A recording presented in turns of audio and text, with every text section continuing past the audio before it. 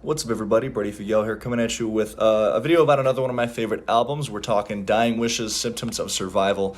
Probably the newest album I could do on this series. It literally came out just over a year ago in the fall of 2023.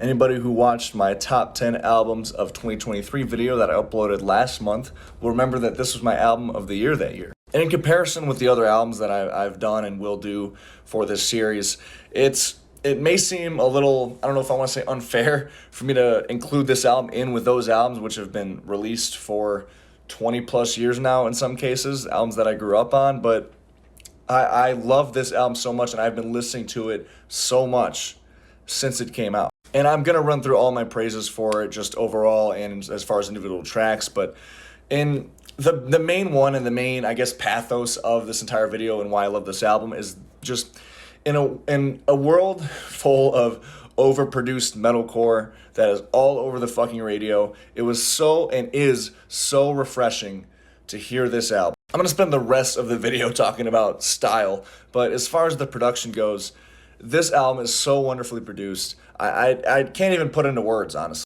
The drums and the bass and the rhythm guitar, the entire rhythm section on this album has this dryness to it that is just, it just sets fire to that octane core production where everything sounds so incredibly polished. And going off of that, I have the same compliment for the vocals. The harsh vocals on here are especially gruff and mean and are produced in a way that make them sound even more vicious. But from the production standpoint, what really takes the cake with this album is the amazingly produced clean vocals.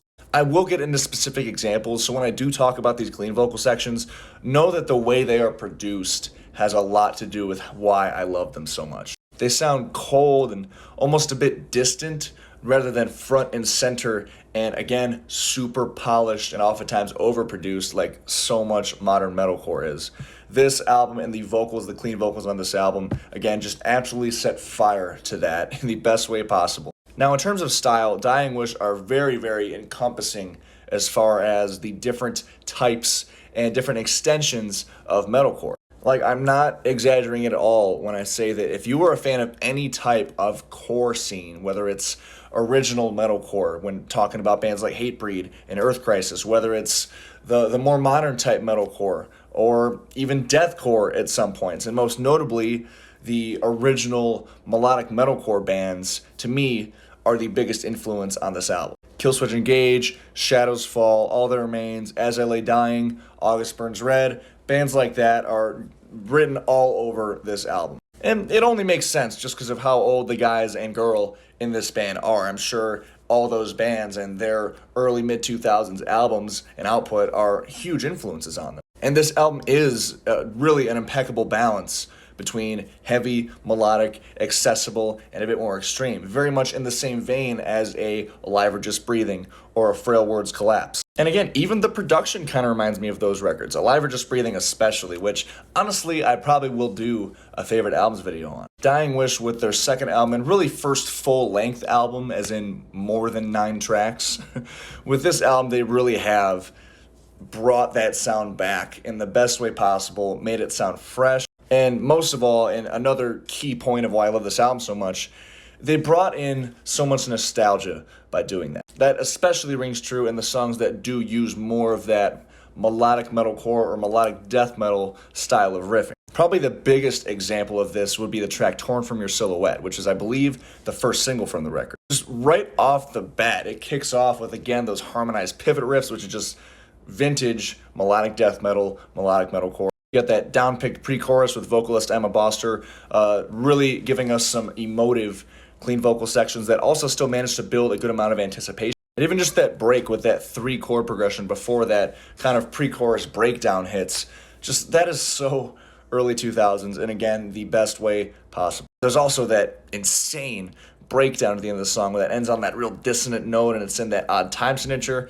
I love it. Kiss of Judas is another song that brings in those mellow death riffs, but this song more just does that in a straight up melodic death metal format, as in no breakdowns, no clean vocals. This song feels like it's more in line with like a late 90s In Flames or Arch Enemy. And you also have the more hardcore oriented tracks on here, like the title track, which actually opens the record, has that real mean ascending main riff that I love. It also comes back at multiple points throughout the songs in different feels. The song also has a stomping ending section to it with some more atmospheric, dissonant clean guitars in the background that sound great. Hell's Final Blessing is another great instance of this. Again, just that main riff is just so mean. It just sounds like it's towering over you.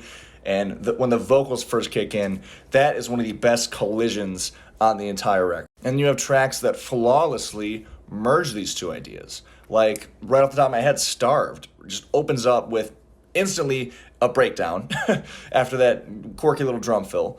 And after this hardcore barrage, you get this break with some melodic guitars, some atmospheric clean vocals. Despite this being one of the shortest tracks on the album, it keeps you on your toes and has so many changes and evolutions in it. Watch Your Promise Die does this really good as well, because again, it opens on that stomping, more hardcore oriented riff, and then like halfway through, it transitions into pretty much full-on melodic death metal again when those harmonized pivot riffs kick in. All these parts are kind of split up with that clean vocal chorus again. The heaviest track on the record has got to be Pray For Me. That almost leans deathcore, honestly, just in that main chord progression, and you get those really quick little hammer-on riffs. Love that.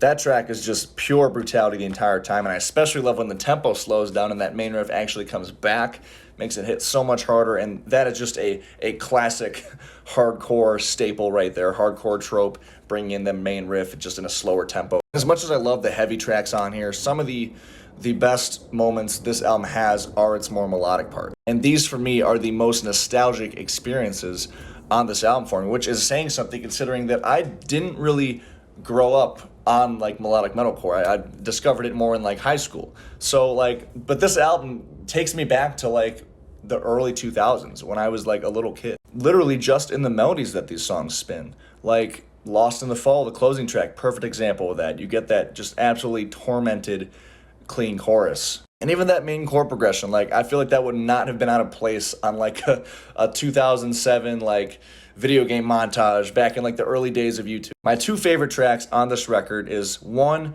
the track Paved in Sorrow.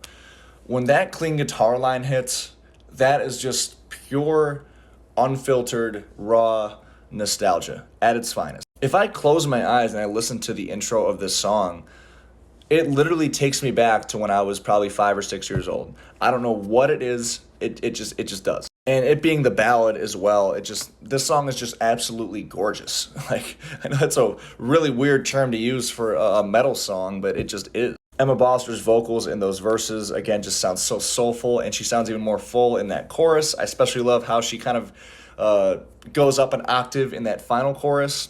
It also manages to fit in still some heavy parts in the bridge. But without a doubt, my favorite track on this album, and one of my favorite tracks, period, of the last few years, is the track Path to Your Grave. Literally everything about this song, whether it's that mellow death riffing in the intro that weaves in and out, or that stomping, dissonant breakdown that comes back at the end, that amazing yet despair-filled clean chorus, which has some of my favorite vocal parts on the entire album just in those melodies, and just how Emma sounds so tortured when she says those words. Structure-wise, the song is all over the place and keeps you second-guessing literally the entire time, has an awesome balance of breakdowns and actual riffs, and again, dissonance and melody that just all works so well. It also has an awesome epic send-off when the backing vocalist kind of collides with Emma's lead vocals in that final breakdown part, that final call out. This song is amazing. It really is. If you're going to listen to any track on this album,